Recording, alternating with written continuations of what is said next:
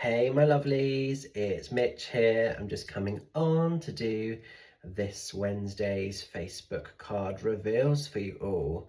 Just in case you're interested, the deck that I'm working with today is the Bones Garden Tarot. Love this deck. I think it's fast becoming one of my new favorites actually. So definitely a fun one. So let's do this. So if you were drawn to card number 1, we're going into the energies of the star. I'll try and bring that in close so you can see the artwork on these. So it just sort of says at the bottom, currently healing, might overshare later. Hope, renewal, emotionally hydrated. So the star, sorry if you can hear the dogs going off.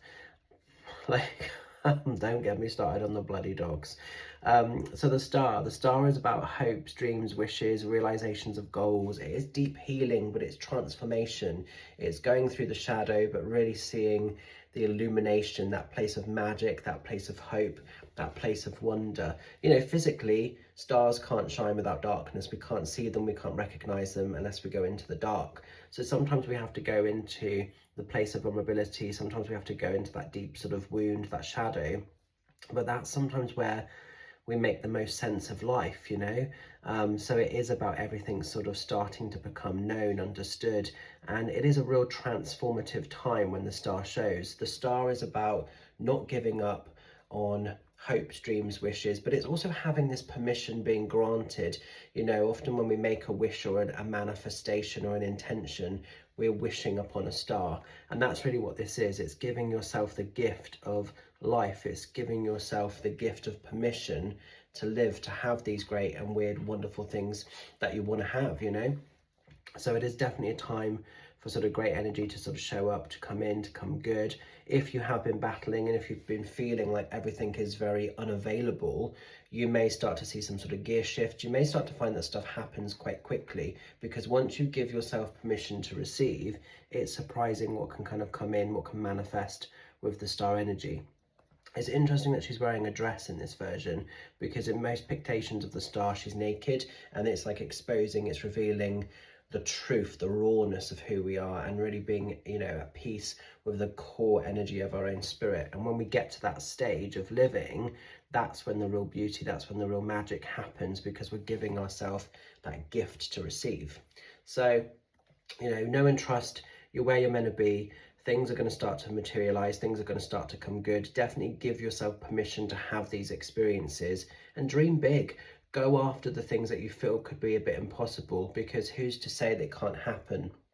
When we give ourselves permission to receive something, it becomes mind over matter. And when we sort of like give ourselves permission that we can have that experience, it will happen. Maybe not today, maybe not tomorrow, but it will happen at some point in time, definitely. Now then, as we're moving into card number 2, we're going into the energies of the 7 of Cups.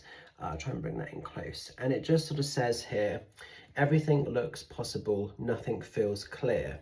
Illusion, confusion, fantasy. So this is sometimes like a bit of a daydream card. It can sort of represent feeling quite overwhelmed. Essentially, there's too many choices, there's too many options. Maybe you're someone that's got your fingers in lots of pies at the moment, and even though that's exciting and it's, you know, maybe quite an interesting way of living, maybe it's also quite exhausting, and maybe it's creating a situation where you're not getting stuff done, you're not getting the results of things because you're spreading yourself too thin, you're being available to too many pockets of space and place. 7 of Cups comes in a lot. I always feel like it's juggling, you know, if you sort of think of like a juggler, and they're juggling all these balls or spinning all these plates, and like more are being added, and there's only so much you can do before the whole lot falls down. So I always feel with the 7 of Cups, it's a time to prioritize. And I don't know if you ever watched what's that program called? I can't remember what it's called now. It's going to bug me. It used to be sort of like with old Philip Schofield in the Cube. That's it, the Cube.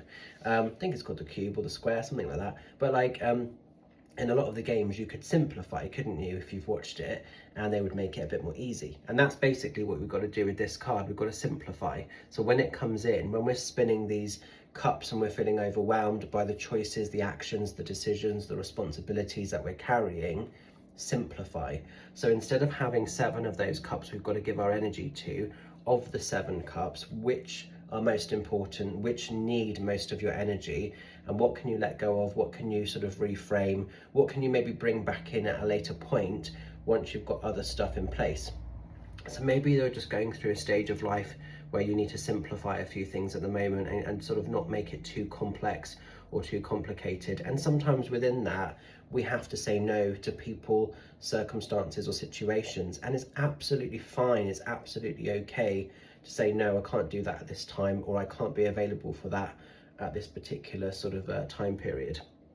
So prioritize, put yourself first, do what needs to be done.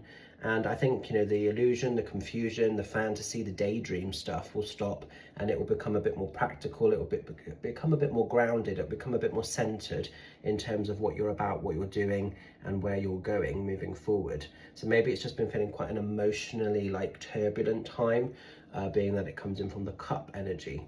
So hope that makes sense if you've been drawn to card number 2. And finally, as we're going into card number 3, we're getting a card that keeps showing up a lot for us at the moment, certainly showing up a lot in readings for people, which is the 6 of Wands. And a really lovely card, this one, and it just sort of, try and bring that in close so you can see the artwork. And it just sort of says here, they see you now, whether you wanted it or not. Recognition, success, visibility. So normally the 6 of Wands is working through a dark storm, a dark battle. It's usually coming out in a way of being victorious. It is also authentic living. So it's showing up for yourself. It's sort of like doing what makes you happy, what resonates within your own heart, what resonates within your own soul. And it's a win, it's a success, it's a victory. It's absolutely coming out of a dark sort of situation, or a dark time, or a testing time. And it's living life the way that you want to. It's quite unapologetic. You're not here to hurt or harm anybody, but you are here to live life the way you want to. And the great people around you will celebrate and recognize and want to win with you. And people that can't will just gently tap out, will gently move by the wayside, you know. And sometimes your victories, your successes, your achievements, it will piss people off. And it's surprising how people sometimes give this illusion that they're on our side, that they're rooting for us, and then actually when they can't access something that you've done, you've created, it's surprising how much that highlights to them as a vulnerability. I've recently had a few people tap out of following me because I've made it quite public about some of my theatres and places that I'm going into, and just new spaces. And some people clearly can't be happy for me. Some people clearly don't like the fact that I'm, in their eyes, might be perceived as a win or a victory. Like where it says visibility, obviously my work is quite public, a lot of it, not all of it, some of it's quite private, but a lot of it is quite public. And some people just don't like that. They don't want to give you that recognition, they don't want to give you that success, they don't want to say well done that you've made it to this point of your journey, or that you're in this space.